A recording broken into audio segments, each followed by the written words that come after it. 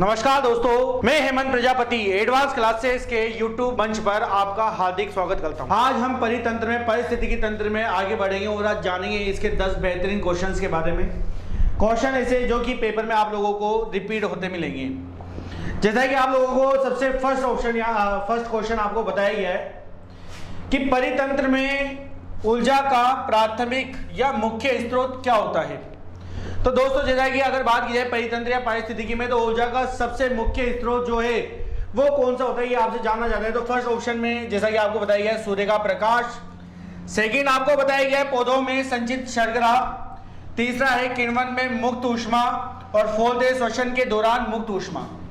तो दोस्तों, यदि बात की जाए कि परितंत्र में प्राथमिक या मुख्य स्रोत क्या होता है ऊष्मा का, तो वो है आप लोगों के पास सूर्य का प्रकाश।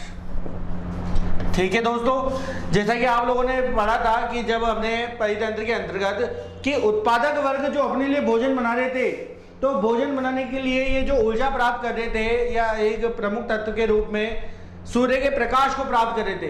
अगर सूर्य का प्रकाश उन पौधों को या वनस्पतियों को प्राप्त नहीं होता तो वो अपने लिए भोजन नहीं बना पाती, और यदि उत्पादक वर्ग नहीं होता तो प्राथमिक वर्ग किस पर निर्भर होते, तो ये जो पूरा चक्र है या पूरा जो सोल्स है वो खत्म हो जाता। तो यहाँ पर आपको ध्यान रखना है कि हमारी पृथ्वी पर यदि ऊर्जा का सबसे बड़ा कोई स्रोत है या मुख्य स्रोत है, तो वो केवल और केवल कौन है, सूर्य का प्रकाश होता है। ये आपको ध्यान रखना है। आगे आते हैं सेकेंड क्वेश्चन पर और आप लोगों को बताते हैं कि पारिस्थितिकी तंत्र के दो घटक कौन कौन से होते हैं। इकोलॉजी जो है दो प्रमुख घटकों में बटी हुई है। कौन कौन से इसके दो प्रमुख घटक हैं? तो सबसे पहला है आप लोगों के पास खरपतवार और सूक्ष्म जीव। दूसरा है जैविक होते हैं और अजैविक होते हैं, और थर्ड है पौधे और प्रकाश।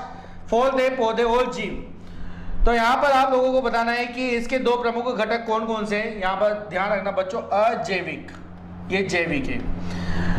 तो जैविक और अजैविक जो है परितंत्र के दो मुख्य घटक होते हैं, ये आप लोगों को ध्यान रखना है। तो आप लोगों का जो राइट आंसर हो जाएगा वो हो जाएगा सेकंड। जैविक के अंतर्गत मैंने आपको बताया था कि इसके अंतर्गत आए थे उत्पादक और उपभोक्ता, मतलब ऐसे जीव जो जीवित रहने के लिए किसी न किसी प्रकार से भोजन पर या भोजन पर निर्भर रहते हों, वो सारे जैविक कहलाते हैं। अजैविक के अंतर्गत वे सभी पार्ट आ जाते हैं या वे सभी भाग रहते हैं जो किसी भी जीव के लिए एक वातावरण का निर्माण करते हैं। इसलिए जो है जैविक और अजैविक ये दो मुख्य घटक परितंत्र को बनाए रखते हैं। आते हैं दोस्तों अगले क्वेश्चन पर और बात करते हैं इस क्वेश्चन के बारे में। तो यहाँ पर आपसे जानना जाता है इस क्वेश्चन में कि पारिस्थितिकी निम्नलिखित के बीच पारस्परिक संबंधों का अध्ययन है। तो पारिस्थितिकी में कौन से संबंधों का अध्ययन किया जाएगा, ये आपसे जानना चाहता है। तो आते देखो यहाँ पर सबसे फर्स्ट ऑप्शन, जीव और वातावरण के बीच का संबंध, मनुष्य और वन के बीच का संबंध, मृदा और जल का संबंध, पति और पत्नी का संबंध। तो दोस्तों परितंत्र के बारे में यदि बात की जाए तो मैं आपको कई बार बता चुका हूं इसकी डेफिनेशन के माध्यम से कि परितंत्र क्या है। तो परितंत्र जो है किसी भी जीव का उसके वातावरण के साथ एक पारस्परिक संबंध कहलाता है, इससे हम परिस्थितिकी कहते हैं। तो आप लोगों का जो राइट आंसर हो जाएगा दोस्तों वो क्या हो जाएगा, जीव और वातावरण। तो जीव और वातावरण के बीच एक पारस्परिक संबंध का अध्ययन हमारे पास क्या कहलाता है, पारिस्थितिकी कहलाता है। आते हैं दोस्तों देखो नेक्स्ट क्वेश्चन पर। आपसे जानना चाहता है कि पारिस्थितिकी तंत्र जिसे हम कहते हैं इकोसिस्टम, इकोसिस्टम शब्दावली किसने प्रस्तुत की थी। तो इकोलॉजी या इकोसिस्टम जो है इसके बारे में बात किया, तो इकोसिस्टम के बारे में किसने बताया था सर्वप्रथम, तो यहाँ कॉबल्स ने, वान सुके ने, थिनेमैन ने या टेंसले ने।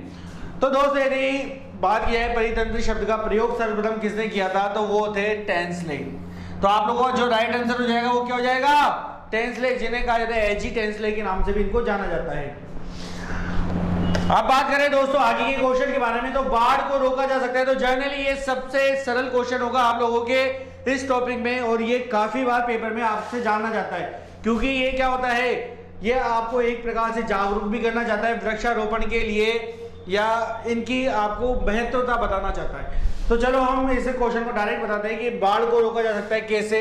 स्थल को ढालदार बनाकर, जल के आवरण को हटाकर, वनों को काटकर, नदियों पर बांध बनाकर या वृक्षारोपण करके। तो दोस्तों हम किस प्रकार से बाढ़ को रोक सकते हैं? बिल्कुल आसान तरीके में। आप सब जानते हो कि नदियों पर बांध बनाकर एवं वृक्षारोपण कर हम बाढ़ को रोक सकते हैं। क्योंकि वृक्षारोपण कर देते हैं तो वृक्षारोपण से क्या होता है, जड़ें जो होती है ये क्या कर लेती है, मिट्टी को अपनी तरफ आकर्षित कर लेती है, अपनी तरफ इसको बांध लेती है और क्या होता है, जमीन या मिट्टी का कटाव को रोक देती है। तो आपके लिए जो राइट आंसर हो जाएगा वो हो जाएगा नदियों पर बांध बनाकर एवं वृक्षारोपण करके हम आसानी से बाढ़ को क्या कर सकते हैं, रोक सकते हैं।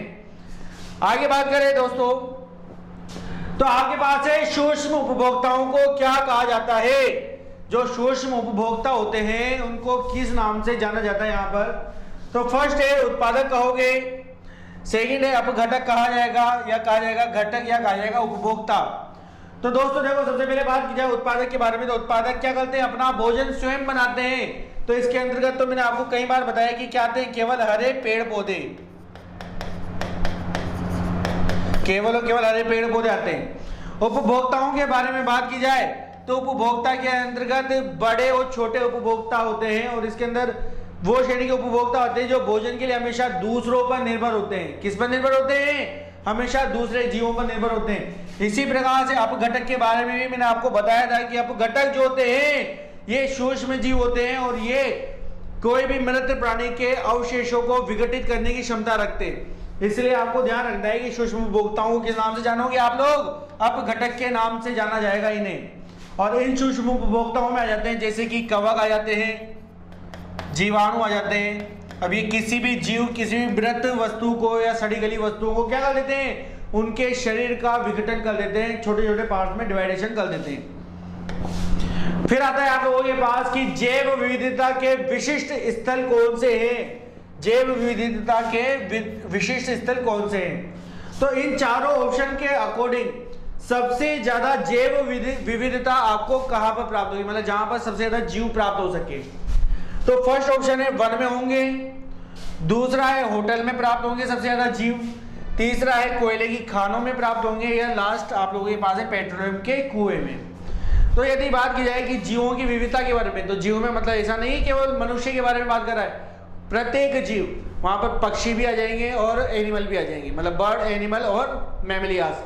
तो ये चारों सब कहां पर देखने को मिल सकते हैं या सबसे ज्यादा इनकी विविधता कहां पर मिलेगी? तो आप लोगों को बताना है वन में। तो आप लोगों का जो राइट आंसर हो जाएगा वो वन में हो जाएगा। वन पर आप लोगों को पक्षी भी दिख जाएंगे, गिलहरियां भी दिख जाएगी और कई प्रकार के छोटे छोटे कीट पतंगे भी आपको दिख जाएंगे और छोटे छोटे चींटी या अर्थोपोडा के जो वर्ग के जीव है वो भी यहाँ पर आपको प्राप्त हो जाएंगे। तो आपके इस ऑप्शन के अकॉर्डिंग आपका राइट आंसर क्या हो जाएगा? वन में सबसे अधिक जैव विशिष्टताएं। आगे बात की जाए तो आपसे जाना जाता है निम्नलिखित में से कौन अजैव कारकों का उदाहरण है? निम्नलिखित में से कौन, आप लोगों को एक शब्द यहाँ पर अच्छी तरीके से ध्यान रखना है, अजैव कारकों का उदाहरण है। तो दोस्तों मैंने आपको परितंत्र में बार बार एक बात को बताया है कि अजैव का मतलब ऐसे पार्ट के बारे में बताया गया है कि जो क्या है, सजीव नहीं होते लेकिन सजीवों के रहने के लिए एक वातावरण का निर्माण करते हैं। उसको हमने किस में रखा गया है? अजैव घटक के अंदर रखा गया है। तो आपसे जाना जाता है कि निम्न में से कौन अजैव है? तो सबसे पहला है ताप, वर्षा, मिट्टी या ये सभी। तो आप सब जानते हो कि जीवों के जीवित रहने के लिए इन तीनों की ही काफी आवश्यकता होती है। तो ये तीनों मिलकर क्या करते हैं? एक वातावरण का निर्माण करते हैं। तो आपका जो राइट आंसर हो जाएगा वो क्या हो जाएगा? ये सभी किसके कारक है? अजैव कारक कहलाते हैं पारिस्थितिकी के अंतर्गत। आगे बात करें दोस्तों, तो आपसे जाना जाता है किसी परितंत्र में उत्पादक है। तो उत्पादक कौन होता है किसी भी परितंत्र में, वो आपसे जाना जाता है। तो सबसे पहले आते हैं सभी क्लोरोफिल युक्त पौधे, मतलब ऐसे पौधे जिसके अंदर क्या उपस्थित है? क्लोरोफिल।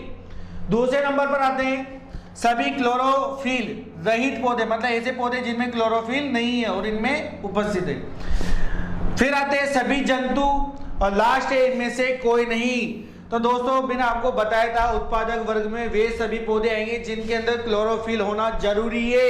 यदि क्लोरोफिल नहीं होगा तो पौधे प्रकाश संश्लेषण क्रिया नहीं कर पाएंगे और अपने लिए भोजन नहीं बना पाएंगे।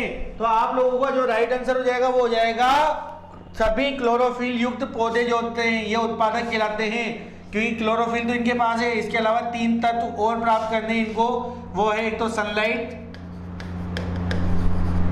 सेकंड है इनके पास H2O और थर्ड है CO2। तो ये तीनों तत्व प्लस क्लोरोफिल मिलकर क्या करते हैं, प्रकाश संश्लेषण क्रिया करते हैं और पौधे के लिए भोजन का निर्माण करते हैं। अभी यदि पौधे के अंदर क्लोरोफिल नहीं होगा तो प्रकाश संश्लेषण की क्रिया भी नहीं होगी।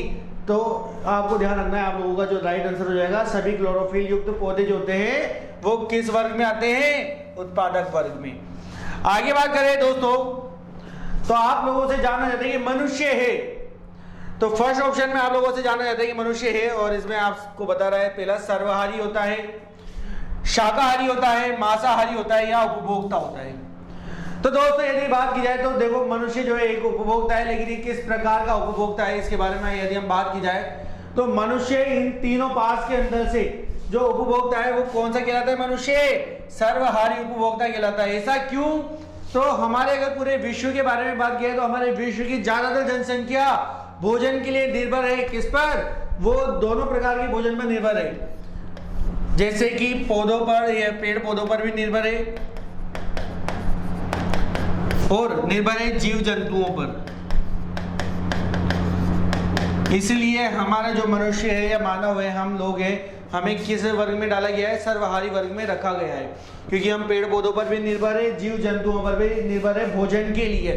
जैसे कि अगर आप जानते हो तो हमारे जो पूर्वज हुआ करते थे, जो आदि मानव काल में थे, ये आदि मानव काल में पूर्वज किसी भी प्रकार के पेड़ पौधे से अपना भोजन प्राप्त नहीं करते थे, केवल शिकार करते थे और शिकार भी जो है कच्चा ही उनको प्रयोग कर लेते थे।